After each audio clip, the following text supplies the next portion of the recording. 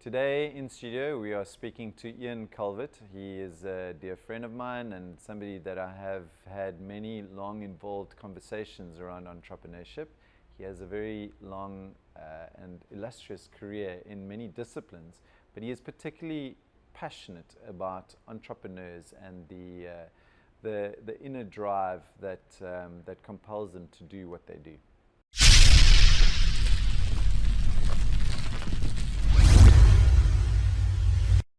Ian Calvert, so good to have you on the show. Good to be here, Fred. Welcome, sir. I'm very excited to chat with you today. We've had many discussions over the past while, and I want to get to your new project. But before that, just tell, for the context of the audience, a little bit about your journey. And I mean, I feel very honored to be sharing the interview studio with you today, but just to give a bit of a kind of a glimpse of your career arc today. So I started in the ad industry, like yourself, with Ogilvy in London and then here in Cape Town. I was only supposed to be in Cape Town for 2 years, but just never went home. And then started Bull Calvert Pace, which then grew into the Low Group.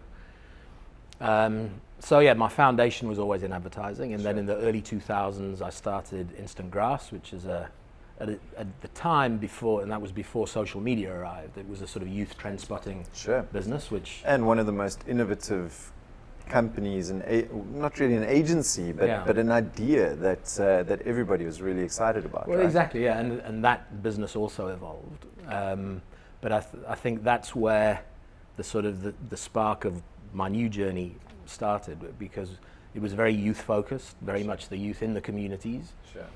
And that was Instant Grass was the grasses, right? Providing the information that we could then buy as an agency or a corporate, right? Yeah, so they were what the tipping point described as the mavens. You know, there were guys who knew everything about something. Yeah, so we had guys on all aspects of youth culture in all the different communities, and part of it, in the early days, it was really the speed with which we could do it. So it was that sort of early warning system as to what was bubbling up, but then the opportunity to have a dialogue with them as a kind of high speed, very authentic focus group kind of thing. Sure. And one of the clients at the time was Red Bull. You know, we were working very closely with them, helping them evolve their sport program and then their culture program. And around 2012, they approached us to say, look, you know, the world is shifting. There's this new millennial consumer who's expecting more of brands from a sort of social responsibility. And let's go and explore this area of social entrepreneurship. So people who are trying to do some good in the world, but trying to make a living out of it. And again, it was very much focused, and something we built on, which was that the people closest to the problem should be the people closest to the solution. So it's, you know, community-based entrepreneurs. So that was Amaphiko, right? So yeah, so that evolved into what became Red Bull Amaphiko. So we helped do the initial insight, then the co-creation of what the program became. And we ran the first Amaphiko Academy in Soweto in 2014, where we brought 18 social entrepreneurs from around the country, all tackling different problems. And it was a sort of 10-day residency, and it was we all talk about life-changing moments, but that really was a life-changing moment where we brought in some amazing experts from all around the world, but those experts in turn learned so much from working with those entrepreneurs. So they might have all these sort of world-class technical skills, but what they learned from these people was dignity and resilience and humanity, and it just was just a magical 10 days. It was such an amazing thing. And when I saw it and I saw what you're doing, and by the way, all of the things that you've done, I mean, from the iconic agency, you know, Bull Calvert Pace, that was something that I think a lot of today's guard, the great creatives that are working today came from there, you know. And you have Instant Grass, which in itself is an iconic idea, and then you have Amaphiko. What's interesting to me is that when I read about Amaphiko, and you know, your next thing was that you weren't focusing on the kind of the expected stuff, like, you know, admin and you know, you were talking about you were talking about more cerebral stuff, and this predated the SDGs, right? So you were talking about stuff that's sustainable development goals before there was such a thing as sustainable development goals. Well, that's the thing. I mean, the Sustainable Development Goals, I think the United Nations put those in place in 2015. Sure. And that was really a framework to say, look, these are the big social issues of our time, social and environmental issues of our time. But, you know, on a granular level, when you're working in, whether you're working in Khayelitsha or Soweto or Tembisa, you know, those really, big, they don't resonate. big high level things don't really. When it's you've got on a the family ground. to feed. Exactly, and there's issues in your community, like you just don't have water, or the crime situation, the gang situation, or your kids don't have quality education. Sure. You know, those are granular things that these people, you know, the guys we work with, you know, they're trying to tackle it because they have a personal connection. Sure. Yeah, and I think the thing, and I know we'll talk about it a little later, but where you're developing entrepreneurs, a lot of the entrepreneur development process tends to focus on business models, you know, the sort of external stuff. So the business models, the funding strategies. Structural, practical, logistical. Exactly, technical stuff. Where for like a lot of startups, you know, the guy who's the jockey of the business doesn't get the same degree of attention. And particularly when you come from those environments, I mean, you've absolutely got that resilience on tap because you've been hustling, you know, your daily hustle when you walk out of your house, you know, you're hustling. So you've got resilience, resourcefulness, creativity, but you don't think that you have, or you don't know that you have. So a lot of what we did with Amaphiko was focused primarily on that personal development. And then, yes, sure, we brought in the business skills and the impact measurement and everything you need to scale a social enterprise. Yeah. But how do you scale yourself? You know, how do you make yourself sustainable? So kind of focusing on the sort of tensile strength of the entrepreneur, him or herself, right? In order for them to be strong enough to take on board those practical lessons and grow their business. Exactly. Okay. And so what we did, so we started at Amaphiko in Soweto in 2014. And then at that stage, Red Bull saw the potential in this broader than just South Africa. So I came on board full-time as a consultant to help them grow this internationally. So first country we went to was Brazil. So many parallels between Brazil and South Africa in terms of some of the social challenges, the kind of diversity of the population, and it just sort of transferred so well. And again, this strong focus on personal development, personal growth of the entrepreneurs. And then it started to get momentum, and then in 2017 we did the first academy in Baltimore in the US, where we had entrepreneurs from all over the US. Oh, wow. And then... I mean, that must have been quite different, right? In terms of yes and the no. atmosphere and the culture and whatnot. It is. There's a different culture there regarding the world of doing good. You know, there's a big culture of philanthropy and non-profit. You know, it's funny, you meet people and you go, so what do you do? And they'll go, well, I run a non-profit. And it's, yeah, but what do? You know, you don't wake up in the morning trying not to make a profit. You know, you wake up in the morning trying to do something. Yeah. And so the whole culture of social enterprise was sort of growing there, but it was very localized around like the big, where the money sat and where the sort of the MBA sat. So it was localized around Stanford and Harvard and Yale. And we were more interested in the people in South Central LA and Detroit and West Baltimore who were really tackling those problems, and a lot of those resources never got to them because it sort of circulated in this fairly elite world of philanthropy and the non-profit world. And so our focus was trying to get the people in the community, build the sustainability into them, get the resources into them. And the kind of challenges that somebody in West Baltimore is facing is exactly the same as in Soweto. It's like, how do we get decent education for our kids? How do we keep them out of gangs?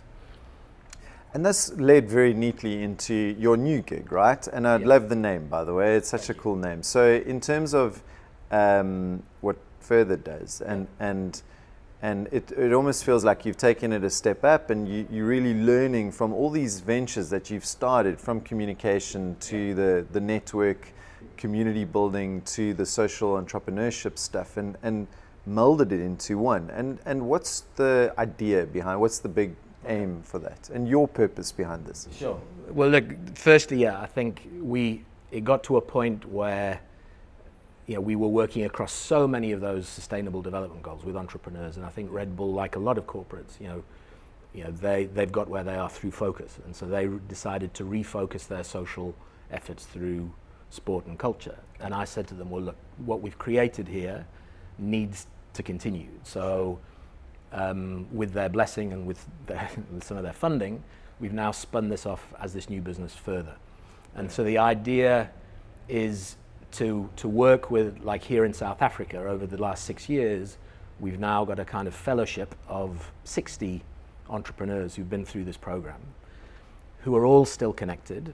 And the important thing is, you know, it takes 5 or 6 years to get to scale, you know, and these accelerator programs that happen in 6 weeks or even 6 months just aren't enough. So the mission is to really walk with these guys and girls. You know, we've got an amazingly diverse group of fellows, to walk the hard yard with them. So everybody celebrates startup culture. You know, there's all this celebration about being a startup, but nobody celebrates the keep goings. And so we want to walk the hard yards through that, what often people call Death Valley, you know, and get them to a point where they, not necessarily massive scale on a national or international basis, but so that they're having sustainable change, even if it's just in their community. And that still takes a long time to get everything in place. So, but again, the focus is very much on building the human behind the project. That's so it's amazing. Yeah, it's so important, right? Yeah, and it's look, not just in the world of social entrepreneurship, you know, but it's about building stronger humans who build stronger communities. Sure. And you know, even if you're just a regular startup or just a business nowadays, firstly, you've got to have a very clear idea of your purpose. The world has changed now. There's this whole generation beyond the millennials. Now you've got Gen Z or Gen Z, depending which side of the Atlantic you're on, who, you know, the millennials spoke a lot about, oh, you know, I'm driven by this, but they didn't really act on it. But Gen Z now switch allegiance based on your position on things. So unless you've got a clear view of your purpose as a brand and a corporate, beyond just making cash for shareholders, but rather take into account the broader stakeholders, you know, society, community, etc. And I want to touch upon what you said. I mean, you're talking about stronger humans, so stronger community, and I think, which is so refreshing, by the way, in terms of, you know, not looking at the mechanics of the startup, the idea, the practical elements of scaling the business and so on. You're actually looking at the humanity of the individual as well as of the actual cause behind the vehicle that they're creating to impact in their environment. Yeah. So with that in mind, I mean, we speak so much in the entrepreneur circles around the grit, the resilience, the stick-to-itness, the mental fortitude in order to survive this extraordinary journey that you know, entrepreneurs go on. And can you talk a little bit into that? How do you prepare these? You talk about creating stronger humans, but how? Like, what is the secret sauce behind what you're doing? It's interesting. One of our key contributors is Ellie Yanakaris, who was ran the Raymond Ackerman Academy for a long time, and I'm sure she won't mind me mentioning this. She's just done a master's in what made that thing so successful. Sure.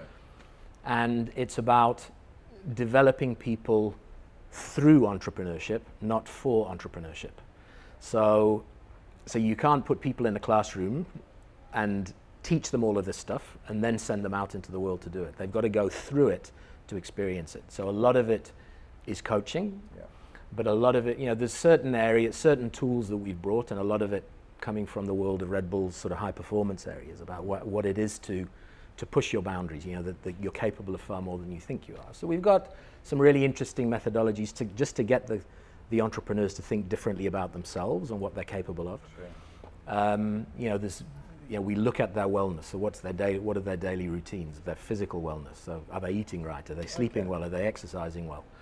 You know, their sort of emotional and psychological makeup. You know, what are those blockages that they have? You know, do they need literally, do they need counseling? Do they need help just to unlock some of those sort of blind Well, spots many in do. their I brain? mean, I think we've spoken off camera about this. The reality is that mental health is a significant challenge to so many people, and on a continuum, but it's becoming more and more prevalent. Things like anxiety, depression, just a feeling of worthlessness, and things like imposter syndrome and so on. Exactly. So the thing that we're trying to build now, which is what the psychologists call self-efficacy, which is that moment where, so it's a combination of self-belief and capacity. And so it's self-awareness of your own abilities and belief in yourself. So self-efficacy happens that moment when you say, I can do this. I've got this. No matter what the challenges are, I back myself to find a way around it. And it's a clearly measurable psychological mindset. So you can check it psychometrically, etc. So what we're looking to do now with further is take that further. And so you can track that self-efficacy over time. And that helps overcome the imposter syndrome. So everybody thinks, particularly when you come from a tough community, you haven't interfaced with the kind of the formal business world, and when you're looking for funding, and yes, you've got that inherent ability to hustle, and you're probably a natural storyteller, but there are some guidance and tips and tricks. So ultimately, you're building that sense that actually I'm enough. I can do this, and that's the moment when stuff starts happening. And then the job is to keep that growing and to coach that. And as I say, a lot of the important stuff is not so much what we do to them, as the sort of experts, but what they do to each other. And that's the importance of this fellowship that we're now creating, that the guys who are 5 years into their journey have so much insight and learned experience that they can share with the guys who are 1 or 2 years into the journey. And at our last gathering, where we got a few people together on the couch, you've got these guys who 3 or 4 years ago were naive and just starting out, and now they're just dropping these truth bombs around, this is what it's about. And you just feel so proud of them that they've got that far. And so that peer-to-peer learning is, I would say, almost more important than the stuff that we do. As well as the learn by doing, right? I mean, our kind of internal mantra at Heavy Chef is learn by doing. And I think it's so true what you're saying, the research out of the Raymond Ackerman Academy. The reality is that's the way entrepreneurs learn. They get stuck in, they test their hypothesis, and then they iterate according to the feedback and the data that they receive, right? So, and I mean, I think in terms of the program and further, and what does it look like? What kind of activities do you participate as somebody who's part of this community and getting involved? So we've got this core fellowship, which, as I say, is about 50 to 60 entrepreneurs, and they get ongoing coaching. We get regular gatherings where, either on a quarterly basis or a 6-monthly basis, where we bring them together and we identify some of the sort of recurring themes, and then curate a program to help them on that. But a lot of it is the day-to-day support. It's just looking out for the guys. There's obviously like everybody, a big WhatsApp group, and it's sort of sharing opportunities with each other, celebrating your wins, celebrating, sort of sharing your frustrations. So it really is that sense of a fellowship. But importantly, so what we're looking to do now is grow that fellowship. And to do that, we need to bring on new partners. The idea is to, we've looked at all of the areas where entrepreneurs need support. And so that's not just social entrepreneurs. Any entrepreneur needs help with their health, wellness, etc. So we're looking to bring on corporate partners who operate in the areas of health, wellness, nutrition, technology, data, insurance, financial services, transport, logistics, all the things that you as an entrepreneur need to build like the ultimate sort of support system for these entrepreneurs. And so for the clients, it can be part of their purpose to use their core skills and their value add to enable these guys. So whether it's enterprise development or brand building or whatever. And so we want to do that, and by getting those partners on board, we can grow that fellowship. And then, just the other thing, I think we've realized that a lot of the stuff that we do isn't just relevant to people who define themselves as social entrepreneurs. You know, there's so many people out there in the communities having an impact, whether there might be a street artist, there might be a community leader, there might just be an educator, there might just be a good business, you know, somebody running a good business, or there might be an employee within a bigger organization who wants to do good. So we're trying to find ways of working with other organizations and developing a toolkit of what we've learned to be able to sort of train the trainers to get this out to a wider group of sort of change agents. I love that, and I mean, I have a personal belief that, you know, every entrepreneur should consider themselves as a social entrepreneur. They need to figure out, you know, what is the impact that they're having on the world at some level or other. I love the point about, you know, the kind of self-recognition. I mean, I think some academics or you know, the educationists would call it metacognition. So in other words, like trying to really understand how they're learning, what they're learning, and how it's impacting on the work that they're doing.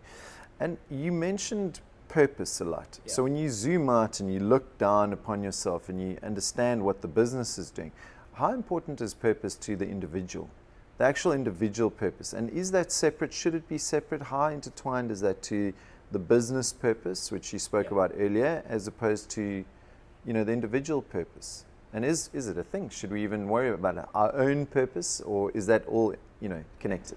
I think it is connected. I think, you know, we're working with people who have a very clear sense of why they were put on this earth, and they want to live that purpose by making, you know, sort of living it on a daily basis and trying creating to make a vehicle that then can transport that or actualize that purpose, right? So that's at a sort of very sort of high level, but I think everybody, and it's part of the generational shift now with all the shit that's happening in the world. I think people are very clear on what their principles are, what they believe in, and purpose. I mean, there's different ways of mapping your purpose. If you look at the Japanese ikigai, you know, which is where you match, or where the thing you love, the thing you're good at, the thing you make money from, and the things that the world needs, it's where they all intersect. And if you can make a living out of that, then you can live a life of purpose. But interestingly, the corporate purpose, you know, again, you've got a whole generation of young people now in their 20s who, and Dan Pink wrote the book Drive, and all about what motivates young people to work for companies. And they want three things. They want autonomy, so they want to be not micromanaged, but given some clear direction and then left to get on with it. They want mastery, so they want to learn something. They want to learn a craft or a skill. But more than anything, they want purpose. They want the company that they're working for to care more than just making money for the shareholders. And there's big shifts happening where BlackRock, biggest investment company in the world, are now saying they're not going to invest in any company that doesn't have a clearly articulated sense of its social impact. Amazing, yeah. The Business Roundtable in the US, which is the top 300 CEOs of all the, you know, top companies, they got together at the end of last year and redefined what was Milton Friedman's old statement about the only responsibility of business is to make money for its shareholders. Yeah. And now, in a 300-word statement, the word shareholder only comes around word 264 now. And it's all about stakeholders, which is communities, society, the environment. So it's shifting, and brands now have to have a sense of their own purpose, their own mission. Firstly, to keep their staff. Sure. And obviously, you know, their employees, they might have their own sense of purpose in different directions. But as long as they're working for a company that they believe has that higher mission.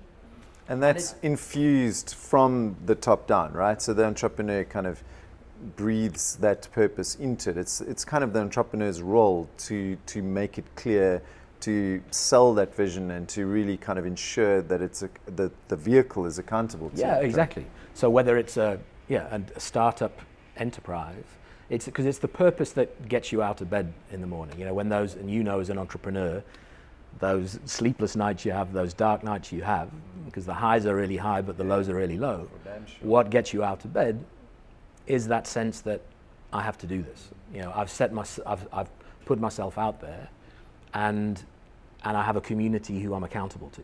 Sure. And that community is the embodiment of my purpose, so I've got to keep going. It's so important, and I think that also talks a lot to resolving the challenges of of imposter syndrome and the mental health and so on, because it's creating something outside of yourself, and it's it gives you that accountability to something other than just you and your own head with all the the stinking thinking and the awful thoughts that do happen in the valley of death, as you call it, in the dark nights of the soul that every entrepreneur goes through. And I like that. I mean, the fact that there feels like there's almost like an evolutionary shift upwards in terms of business and humanity and our responsibility, as you say, to not just shareholders but to the communities that we serve, and to take business further. Yeah, look, the phrase that really annoys me at the moment is this fourth industrial revolution thing. Because it's you like... must be annoyed a lot. I'm a lot, yes, because nobody really knows what it means. Sure. And nobody can quite point out other than Klaus Schwab. He's like the only guy that knows what it means. And everybody's trying to work out what numbers 1, 2, and 3 were. But to me, we think everybody's talking about that this information age and the power of big data. And all you have to do is look at how we've managed to screw the world up by putting the power of that big data into the hands of people with no value systems. So whether you're Cambridge Analytica, whether you're the Kremlin, you can manipulate that big data to cause some serious shit in the world. And so, like, if we're developing our youth and we think that coding and writing algorithms is the only thing they need to learn now, and that's the whole narrative around 4 IR skills. But if for every hour spent coding, wouldn't it be great if kids spent an hour on compassion? That unless you've got that sense of humanity and core values, that the danger is we build this artificial intelligence beast that has no conscience and no value system. Sure. So yes, we need to develop those skills. Absolutely, we need to develop STEM education, but we need the humanity at the same side. And I mean, we're privileged enough to, within our group, within our fellowship, we've got some amazing people harnessing cutting edge technology for social good. We've got a young guy who developed TB a few years ago, and anybody who has to go and collect chronic medication in the communities, you can wait for 3 or 4 hours, and often then you can't wait any longer, so you go home, so then you miss your medication, and then your medical condition gets worse. So he's developed a technical system. It's a locker system where you get sent an SMS saying your medication's ready. You go to the clinic, and instead of waiting 3 or 4 hours, you get your thing in 22 seconds with a code.